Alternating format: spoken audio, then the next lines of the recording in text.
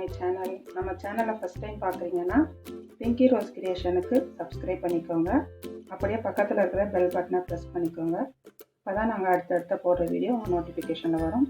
வீடியோவை ஸ்கிப் பண்ணாமல் பாருங்கள். வாங்க இப்போ நம்ம வீடியோக்குள்ளே போகலாம். இன்றைக்கி தலப்பாக்கட்டு பிரியாணி, சிக்கன் பிரியாணி பார்க்க போகிறோம். அதுக்கு ஒரு 10-12 பச்சை மிளகா அவங்கவுங்க காரத்துக்கு தகுந்த மாதிரி எடுத்துக்கோங்க. கொஞ்சம் இஞ்சி தோல் எடுத்து கட் பண்ணி வச்சுருக்கேன். கொஞ்சம் முந்திரி பருப்பு, ஒரு 6-7 முந்திரி பருப்பு, சின்ன வெங்காயம், கொஞ்சம் போல பூண்டு, ஒரு கைப்பிடி பூண்டு.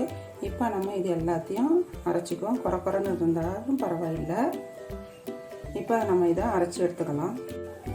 இப்போ அதே மாதிரிக்க இது மசாலா அரைச்சிக்க போகிறோம். கொஞ்சம் கிராம்பு, இது ஸ்டாரு, இது உடஞ்சிடுச்சு, அது ஸ்டாரு அன்னாசிப்பூ. இது ஜாதி பத்திரி கொஞ்சம் எடுத்துருக்கோம். இது கல்பாசி கொஞ்சம் எடுத்துருக்கோம். பிரிஞ்சி இலை, லவங்கப்பட்டை, கிராம்பு, கொஞ்சம் சோம்பு. இது எல்லாத்தையும் நம்ம பொடி பண்ணி எடுத்துக்கலாம்.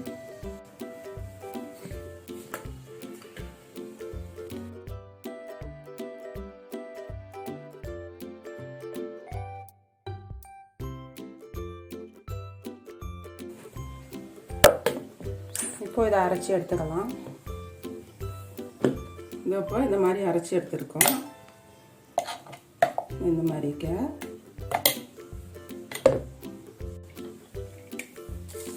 இப்போ இது எல்லாத்தையும் இதில் பொடி பண்ணிக்கலாம்.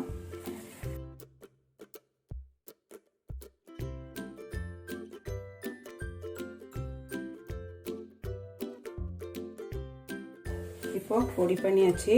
இது பாருங்கள், நல்ல பொடியாக இருக்குது. அப்படியே இது இருக்கட்டும். இப்போது நான் 1/2 kg சிக்கன் எடுத்துருக்கிறேன். இப்போது நான் சீரக சம்பா ரைஸ் எடுத்துருக்கிறேன்.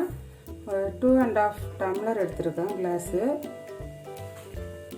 இந்த கிளாஸால் எடுத்துருக்கேன். நம்ம இப்போ தண்ணி இந்த கிளாஸில் தான் நம்ம அளந்து போட போகிறோம். இப்போது நம்ம இதை தண்ணி ஊற்றி வாஷ் பண்ணிவிட்டு ஒரு 20 மினிட்ஸ் நம்ம இதை ஊற வைப்போம். இப்போ நம்ம தலப்பாக்கட்டு பிரியாணி நம்ம மண் சட்டியில் பண்ண போகிறோம். இது பழங்காலத்தில் பண்ணியிருக்காங்க. இந்த மாதிரி தான். இப்போ நம்ம எப்போதும் குக்கர்லேயே செஞ்சுருக்கோம். அது மண் பாத்திரத்தில் இன்றைக்கி செய்ய போகிறோம். இப்போ நான் ஒரு முழு கரண்டி, ஒரு பெரிய கரண்டியால் ஒரு கரண்டி நான் நல்லெண்ணெய் போட்டிருக்கேன். இது கூட நான் ஒரு 4 ஸ்பூனு நெய் போட்டுக்குவோம். 4 ஸ்பூன் போட்டுக்கலாம் இதுலேயே.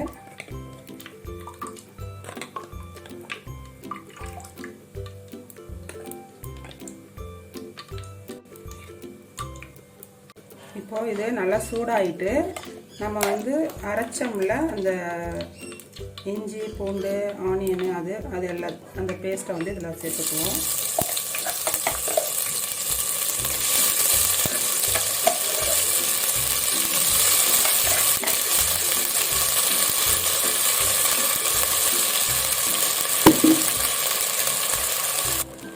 இப்போ இதை நல்லா வதக்குவோம், பச்சை ஸ்மெல் போகிற வரைக்கும்.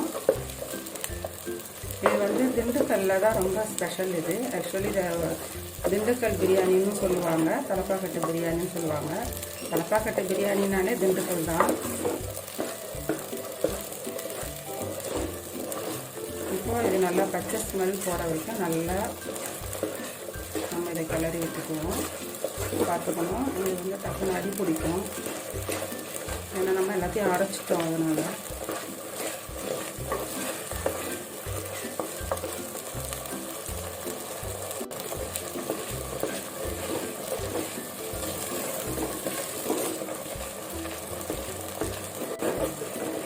இதே நம்ம நல்லா கைவிடாத கொஞ்சம் கிளறி விடணும். ஏன்னா நம்ம முந்திரி பருப்பு போட்டுக்கிறதுனால கொஞ்சம் அடி பிடிக்கிறதுக்கு வாய்ப்பு உண்டு. நல்லா இது பச்சை ஸ்மெல் போயிடுச்சு.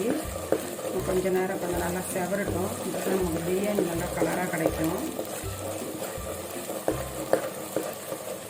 இப்போ நல்லா அந்த கலர் சேஞ்ச் ஆகிட்டு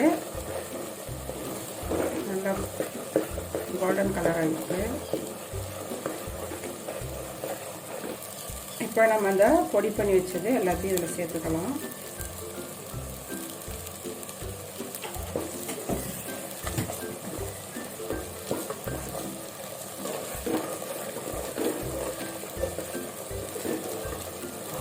இதை நல்லா கைவிடாமல் கிண்டுவோம். அடி பிடிக்குது.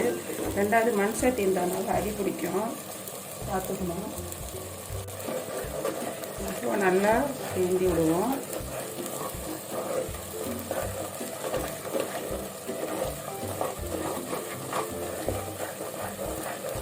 நான் கொஞ்சம் ரொம்ப லோவாகவும் வைக்காமல் கையாகவும் வைக்காமல் மீடியம் ஃப்ளேமில் வச்சுருக்கிறேன். நல்லா இது பொரிஞ்சிருச்சு. நல்லா எண்ணெய் பிரிய ஆரம்பிக்குது. இது பாருங்க, பொரிஞ்சிருச்சா எண்ணெய் பிரிஞ்சு வரும், பிரிஞ்சு வருது. இப்போது இந்த ஸ்டேஜில் நான் கொஞ்சம் கொத்தமல்லி புதினா ரெண்டும் வச்சுருக்கேன். இது ரெண்டும் இதில் சேர்த்துக்குவோம். இப்போ இதை நம்ம நல்லா கிண்டி விடுவோம். கொஞ்சம் அந்த இது நல்லா வதங்கணும். அந்த போட்ட புதினா கொத்தமல்லி ரெண்டுமே நல்லா வதங்கி வரணும்.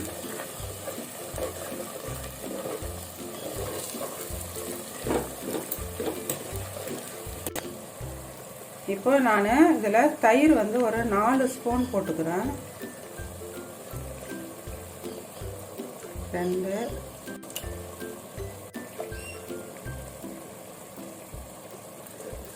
இப்போ இதை நல்லா கிளறி விட்டுக்குவோம். நம்ம வந்து இதில் வந்து தக்காளி போட போகிறது கிடையாது. ஏன்னா வந்து தக்காளி போட்டால் கலரை சேஞ்ச் பண்ணிடும் ரைஸு பிரியாணி. அதனால் இதை தக்காளி போடாமல் பண்ண போகிறோம். இப்போ நல்லா இதை கிண்டி விட்டுக்குவோம். இது கூட இப்போ நம்ம வந்து சால்ட்டு சேர்த்துக்கலாம். ஒரு 1.5 ஸ்பூன் போட்டுக்கலாம். நம்ம 2.5 டம்ளர் ரைஸ் எடுத்துக்கோம். அதுக்கு தகுந்த மாதிரி கால்குலேஷன் பண்ணி எடுத்துக்கணும். அப்போ 1.5 ஸ்பூன் போட்டுக்கிறேன். அப்புறமா நம்ம பார்த்துட்டு போட்டுக்கலாம். இப்போ இது கூட மஞ்சத்தூள் சேர்ப்போம். கொஞ்சம் மஞ்சத்தூள் போட்டுக்குவோம். இப்போ நான் இதில் ஒரு லெமன் வந்து புழிஞ்சு வச்சுருக்கேன். அதை நம்ம இதில் சேர்த்துக்கலாம். இப்போ ஒரு லெமன் புழிஞ்சு வச்சுருக்கேன். அதை இதில் போட்டுக்கலாம். இப்போ நல்லா எண்ணெய் பிரிஞ்சு வந்துட்டு இப்போ நம்ம இந்த ஸ்டேஜில் மிளகாத்தூள் சேர்த்துக்குவோம். இப்போ நம்ம வந்து பச்சை மிளகாய் வந்து இதில் நிறைய சேர்த்துருக்கோம். அதனால் காரம் நீங்கள் பார்த்துக்கிட்டு போடுங்க. நான் கூட இப்போ வந்து காரம் ரொம்ப போட போகிறதில்ல, 1/2 ஸ்பூன் தான் போடுறேன். இல்லைன்னா சாப்பாடு வந்து ரொம்ப சாப்பிட முடியாது. ஏன்னா பச்சை மிளகாய் நிறையா சேர்த்துருக்கிறதுனால. ஏன்னா மிளகாத்தூள் நம்ம போட்டாலும் நம்ம சாப்பாடோட கலரை வந்து மாற்றிடும். அதுக்கு தான் பச்சை மிளகாய் போட்டிருக்கோம். இப்போ நான் மல்லித்தூள் வந்து ஒரு 1/2 ஸ்பூன் போட்டுக்கிறேன். இப்போது இதை நல்லா நம்ம கிண்டிக்குவோம். பார்க்கவே கலர் அழகாக இருக்குது.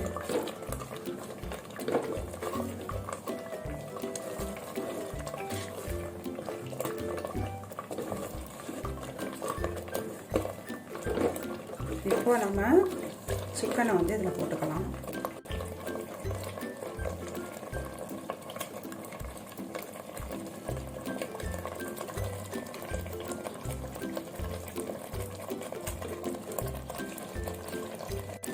இப்போ இதை நல்லா கிண்டி விடுவோம். இப்போ இது வந்து சிக்கன் வந்து நல்லா வேகணும். ஆனால் ரொம்ப அப்படியே விட்டுறக்கூடாது. நம்ம கொஞ்சம் அதை கிண்டிகிட்டே இருக்கணும். லைட்டாக மூடணும், கிண்டிகிட்டே இருக்கணும். விட்டுட்டிங்கன்னா அடி பிடிச்சிரும். ஏன்னா நம்ம சட்டின்றதுனால தீ கொஞ்சம் ஃபுல்லாக வச்சுக்குவோம். இப்போ இது வேகட்டும் லைட்டாக. நம்ம இதை மூடி போட்டு மூடிடுவோம். நம்ம அந்த மசாலா அரைச்சோம் இல்லையா, அதில் ஒரு கிளாஸ் தண்ணி நான் அளந்து ஊற்றிக்கிறேன். இப்போ நம்ம ஊற்றுற தண்ணியெல்லாம் வந்து நம்ம கால்குலேஷன் வச்சுக்கணும். 2 டம்ளருக்கு 5 டம்ளர் தண்ணி போடணும். இப்போ ஆல்ரெடி ஒரு டம்ளர் நான் இதில் போட்டிருக்கேன். ரேஷியோ கரெக்டாக இருந்தால் தான் நமக்கு பிரியாணி நல்லா வரும்.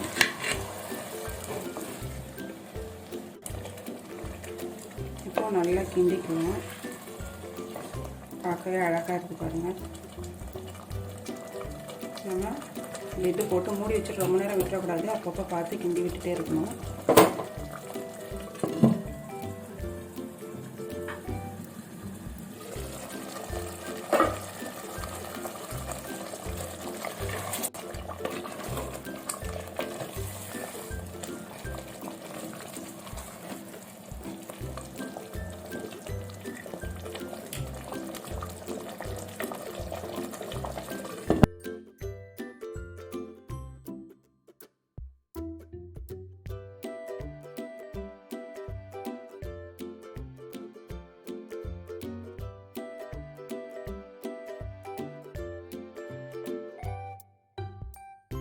இப்போ நம்ம வெந்துருச்சான்னு பார்ப்போம்.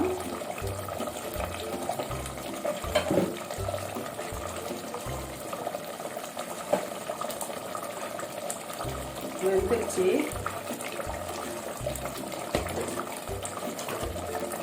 இப்போ வந்து இதுக்கு தேவையான தண்ணி நம்ம அளந்து ஊற்றிக்குவோம். அதில்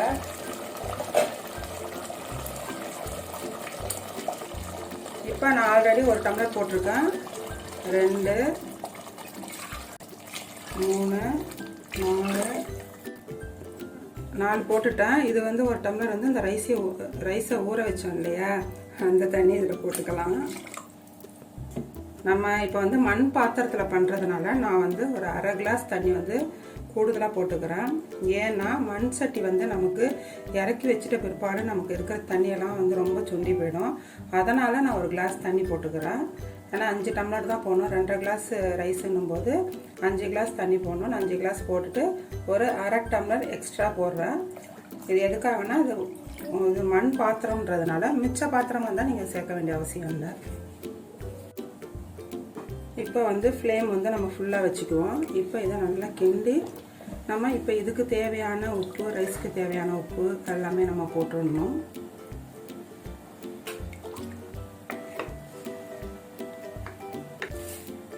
இப்போ நான் 1/2 ஸ்பூன் மட்டும் போட்டுக்கிறேன். மிச்சம் காரம், புளிப்பு எல்லாமே கரெக்டாக இருக்குது. சால்ட்டு மட்டும் கொஞ்சம் கம்மியாக இருக்குது. அதனால் நான் 1/2 ஸ்பூன் போட்டுக்கிட்டேன். அடி மட்டும் பிடிக்காமல் பார்த்துக்குங்க. இப்போ நம்ம தண்ணி கொதிக்கணும். கொதிச்சிட்ட பிற்பாடு தான் ரைஸ் போட போகிறோம். இப்போ நம்ம இதை லிட்டு போட்டு மூடிடுவோம். இப்போ வந்து ஒரு 2 மினிட்ஸ் ஆகிட்டு இப்போ நம்ம ஓப்பன் பண்ணி பார்ப்போம். நல்லா கொதிச்சிட்ருக்கு.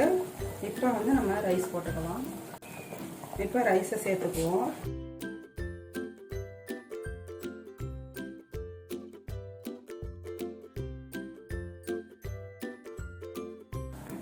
இப்போ ரைஸ் போட்டாச்சு. இப்போ வந்து நான் ஃபுல் ஃப்ளேம் வச்சுருக்கேன். நம்ம வந்து நல்லா கொதிக்கட்டும். அதுக்கப்புறம் நம்ம ஃப்ளேம் குறைச்சிக்கலாம்.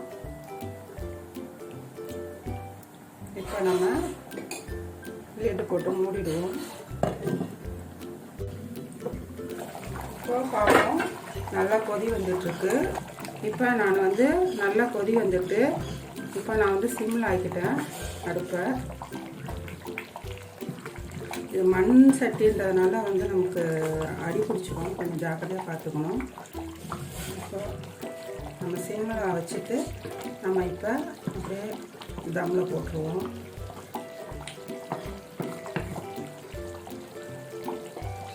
ஒரு 10 மினிட்ஸ் கழித்து நம்ம ஓப்பன் பண்ணி பார்ப்போம். இதை அப்படியே திறக்க வேணாம். இது மண்ன்றதுனால நம்ம இதுக்கு வந்து தம்மோ பேப்பரு இதெல்லாம் எதுவுமே வைக்க வேணாம். இது சுத்தமாக வரவே வராது. கரெக்டாக இருக்கும் மூடி. நம்ம வந்து இது கேப் ஏதாவது இருக்குது அப்படின்னா தான் நம்ம வந்து ஓரத்தில் பேப்பர் போட்டு நனைச்சிட்டு வைக்கணும். இதுக்கு தேவையில்லை. நீங்கள் ஒரு வேளை மூடுற பாத்திரம் வந்து செட் ஆகலைன்னா நீங்கள் நியூஸ் பேப்பர் எடுத்து லைட்டாக தண்ணியில் நனைச்சிட்டு இப்படி ஓரத்தில் உதறிட்டு இப்படி சுற்றி இப்படி வச்சுட்டிங்கன்னா இந்த இது வெளியே போகாது. இப்போ இது கரெக்டாக இருக்கிறதுனால இது வெளியே போகாது. அதனால் நான் இதை மட்டும் மூடியிருக்கேன். இப்போ இது வந்து ஒரு 10 மினிட்ஸ் ஆகட்டும். அப்போ தம் ஃபுல்லாகவே தீயை குறைச்சிட்டேன். நான் ரொம்ப வந்து லோ ஃப்ளேமில் தான் இருக்குது. இது அப்படியே இருக்கட்டும். 10 மினிட்ஸ் ஆகட்டும். அப்புறமா நம்ம ஓப்பன் பண்ணி பார்க்கலாம். ஒரு 15 மினிட்ஸ் ஆகிட்டு நான் இடையில ஒரு 2 டைம்ஸ் வந்து எடுத்து கிண்டி விட்டேன். இப்போ நம்ம பார்க்கலாம். இப்போ நம்ம நல்லா வெந்திருக்கு. இதை பாருங்கள், நல்லா வெந்திருக்கு. ஆனால் வந்து இந்த நான் சொன்ன ரேஷியோ வந்து மண்பானையில் பாத்திரத்தில் செய்யும்போது நீங்கள் வந்து 1 டம்ளருக்கு 2 டம்ளர் ரேஷியோ எடுத்துக்கக்கூடாது. 2.25 டம்ளர் 2 டம்ளர் எடுத்துக்கணும். ஏன்னா ரைஸு பெருசு சின்னது அதுக்கு தகுந்த மாதிரி எடுத்துக்கணும். ஏன்னா மண் சட்டி என்பது சீக்கிரமாக அதில் இருக்கிற தண்ணி வந்து சீக்கிரம் சுண்டிடும். அது பார்த்து தான் நீங்கள் வச்சுக்கணும். இப்போ பாருங்கள், நல்லா சூப்பராகிட்டு அவ்வளோதான். நம்ம அடுப்பை நிறுத்திடலாம். இதோ நம்ம தலப்பாக்கட்டு பிரியாணி ரெடி ஆயிடுச்சு. இப்போ நம்ம மண் பாத்திரத்தில் செஞ்சோன்னே வேலை முடிஞ்சிச்சுன்னா நம்ம எடுத்து வேறு பாத்திரத்தில் மாற்றிடுங்க. ஏன்னா அது நம்ம இறக்கி வச்சுட்டோம்னா அந்த மண் வந்து இருக்க அந்த ரைஸில் இருக்கிற ஈரம் வந்து ரொம்ப சுண்டிடும். அதனால் பாத்திரத்தில் மாற்றிடுங்க. இல்லை ஓகே கொஞ்சம் ஈரப்பதம் இருக்குது அப்படின்னா ஓகே வச்சுருக்கலாம். இப்போ இதோ ரெடி ஆயிடுச்சு. இப்போ இந்த வீடியோ உங்களுக்கு பிடிச்சிருந்துச்சுன்னா லைக் பண்ணுங்கள், ஷேர் பண்ணுங்கள், சப்ஸ்கிரைப் பண்ணுங்கள். சப்ஸ்கிரைப் பண்ணிவிட்டு பக்கத்தில் இருக்கிற பெல் பட்டனை ப்ரெஸ் பண்ணுங்கள். அப்போ தான் நாங்கள் அடுத்தடுத்த போடுற வீடியோ உங்கள் நோட்டிஃபிகேஷனில் வரும். தேங்க்ஸ் ஃபார் வாட்சிங்.